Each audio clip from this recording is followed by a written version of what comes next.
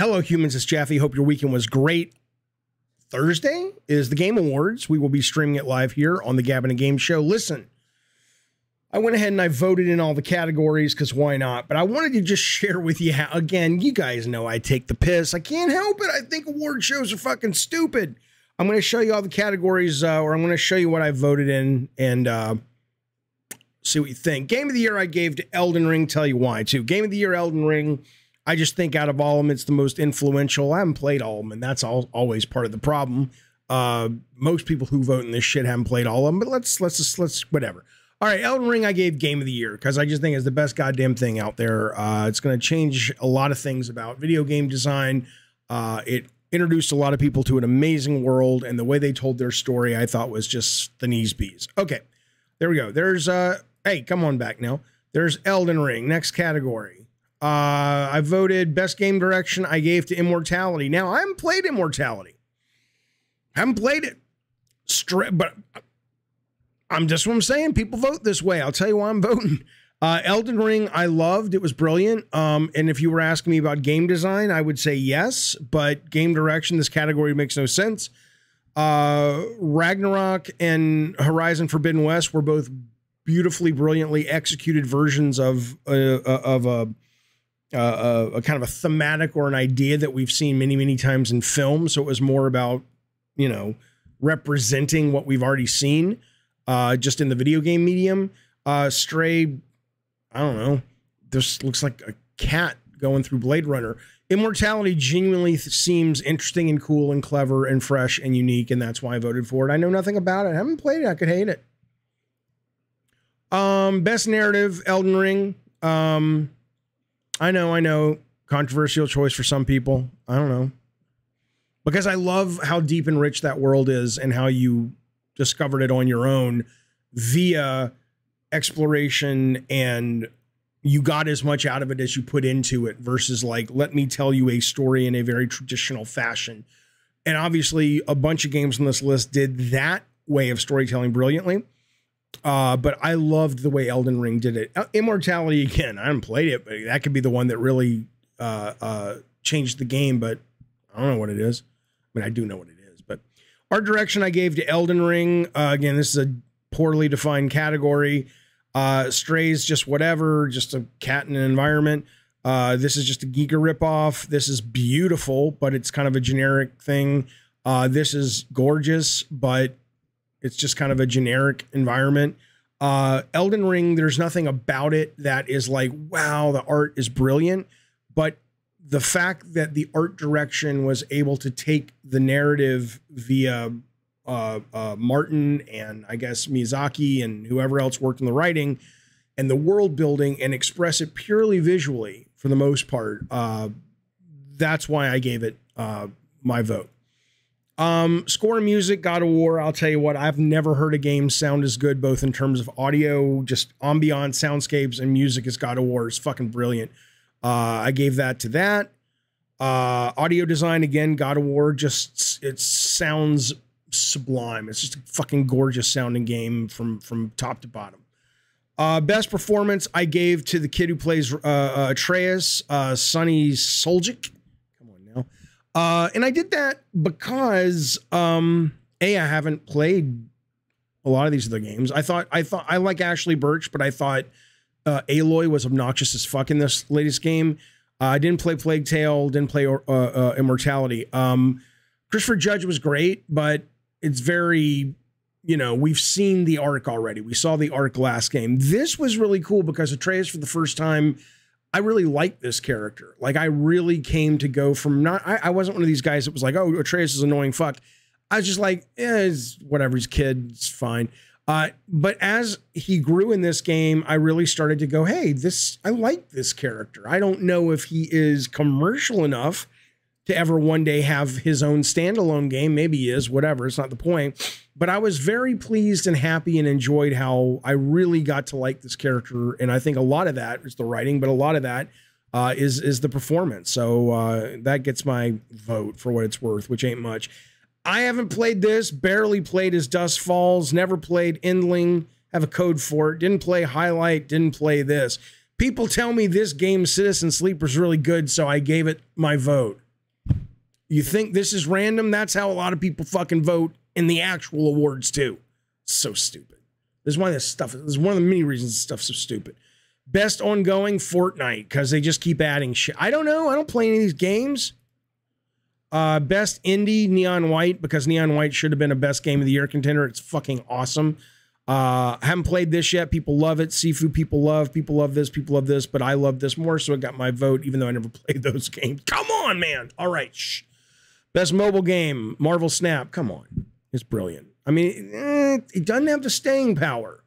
It doesn't have the staying power I'm starting to realize as Hearthstone, and there's a reason for that. I'm going to make a video on that later, but I love this. Marvel Snap, great game, best mobile game of the year. I haven't played all the other ones, though. I haven't played some of them. Let's see. Hey, where were we? Best mobile. I didn't play that. I played Diablo. I like that. Haven't played that. Don't even know what that is. Okay. Next category. Community sport, No Man's Sky. I don't know why. Just because they keep adding stuff. Right? This is so stupid. I don't know. I mean, imagine being able to be qualified to actually have an opinion on that one. It's so dumb.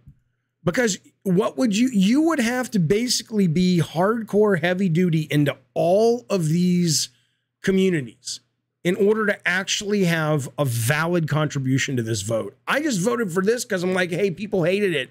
And then they worked really hard and somebody bought them a billboard. Now they like it. Okay, they get a trophy. I don't fucking know. Accessibility. This is just choose your own adventure. I don't know why they're voting for this. I haven't played this yet. These two, I appreciate all the bells and whistles for accessibility, but these, it's almost like, again, it's a different, what are you celebrating? Are you celebrating allowing people who have disabilities to play typical games? Like God of War and Last of Us Part 1 are very typical AAA. I don't mean they're average as games, but in terms of their genre or what they're asking the player to participate in interactively.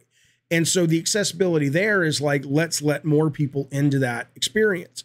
Something like The Quarry, and to an extent as Dust Falls, is more about going, it's less about what a lot of people identify as disability and more about just the fact that it allows more people into games simply by trying to tear down some of the barricades of just games being challenging to such an extent that they push people away. And I think at an innovation level, that's a lot more interesting, even though, of course, I applaud the hardcore innovation that Sony Studios is doing in regards to accessibility. But for me, as a design level, I think The Quarry allowed a lot more people who sat down with it to go, hey, I don't really play a lot of video games, but that's a lot of fun, and really open up the medium to other people. That's why I'm excited about what Amy Hennig's doing with her Black Panther Captain America game. Okay. AR, VR, I don't fucking know. I didn't play any of these, but you know, they made a sequel and that's nice. I mean, it's a cute mouse and it's a sequel. So, you know, that's, yay, you did it. You survived and made another game. I don't know. Action game, Call of Duty. Come on now. I know Neon White Call of Duty, but I'd still give it to Call of Duty. I don't know why. Action adventure, obviously God of War was phenomenal for that. I didn't finish it. I may never finish it, but what I played was a fucking great rollicking action adventure when it worked. When it was sloggy, it was not fun, which is why I haven't gone back to it. But when it's firing on all cylinders, it's best in breed in any game, let alone this genre. So God of War gets that from me. Role-playing, come on now. Elden Ring, what do you want from me? Fighting game, stupid. Sifu, because people like that a lot. The game, they think it doesn't belong in this category. They're probably right.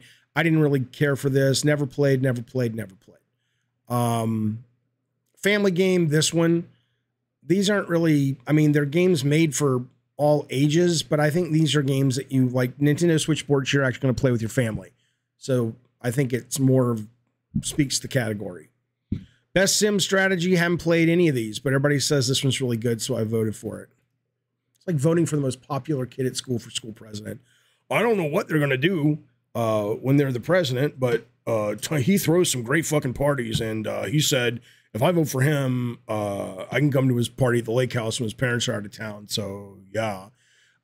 Sports racing, I didn't play any of these. I put this one on because out of all of these, if I were to fall down and trip and accidentally land in a position where there was a controller in my hand and I was playing a game that was already playing, I could probably hang with NBA 2K23 more than any of these other games. That's why I voted for that in its best sports game. Multiplayer Call of Duty, I love it. One of my favorite games of the year. Content, I don't fucking know. She's pretty.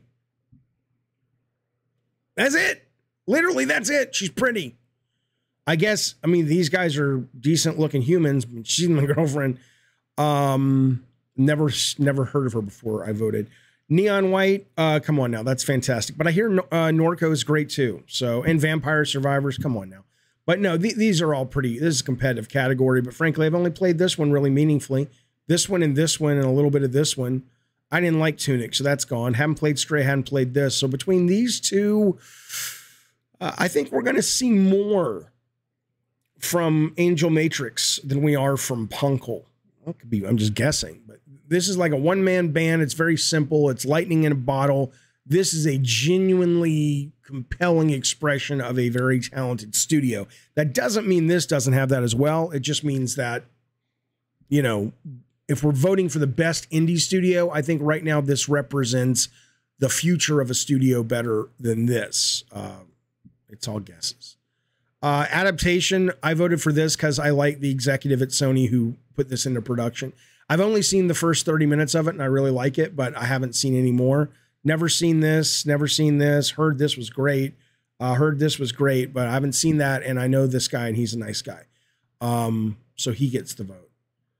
Most anticipated game, I want to play Starfield the most. I mean, I've played this a million times. This I'm kind of interested in, less so after the last showcase. Don't know much about this. I didn't care for Breath of the Wild, so I'm not really all jonesing. I like a lot about what they promise about Starfield. If they don't deliver, that's a different issue. Based on what I know, though, I like it. I'm excited. Best esports game, I don't fucking know. Almost voted for Rocket League because I know the guys at Psyonix and I like those guys. But then I'm like, wow, this has been around for a while. Here, you get a vote. I voted for this guy because he kind of looks like Greg Miller. And even though I don't always appreciate some of the stuff Greg Miller's doing, it kind of funny. I like Greg Miller as a human. He's funny, he's talented, he's a go-getter, and he kind of looks like Greg Miller. So there's the vote. What else? Esports team. But this is LA, and I love living in LA when I live there, and I hope to live there again one day, possibly. So, and they play Call of Duty, which I like. So they get the vote. This is so stupid. I voted for this guy because he just looks sad. I'm just, oh, this guy looks like he's like, dude, I don't need this award. Look at me. I got like, I'm about to launch my own fucking mutual fund. I don't need any of this. So he's not on there. You know, but this, he just looks sad. Robert Rabon Dahlstrom. So he needs a trophy. Somebody give that man a trophy. And then I voted for this one, best esports event, because look at that trophy. That's cool. I like the trophy for the League of Legends. And there you go. Those are all my votes. So tune in Thursday, where we'll watch the pre-show and the show Thursday evening here on Gabbin' and Games. And again, I expect a great show. It's always a great show. Keeley says this year it's going to be even more streamlined. Some of the people presenting and being there sound pretty fucking cool. I'm looking forward to it. The awards portion of any award show, other than an individual's awards, are absolutely stupid. And you can think I'm making a joke about the way I voted. That's how, when I was in the industry and I was actually voting on awards like this, like the DICE Awards, GDC, that's how people voted. There were categories they really knew and cared about. And then there was, I don't know, here, give it to Fred. He's a good guy. It's stupid. It's stupid. Be well. And I'll see you soon.